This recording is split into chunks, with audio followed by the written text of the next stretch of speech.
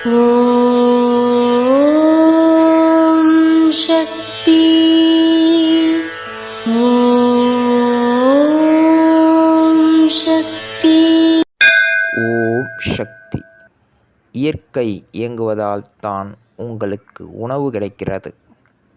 அந்த இயற்கை இறைவனாக கருதப்படுகிறது. அந்த இறையை வணங்குவதால் அமைதி கிடைக்கிறது. பஞ்சபூத வழிபாட்டால் தான் இயற்கையை கட்டுப்படுத்த முடியும்.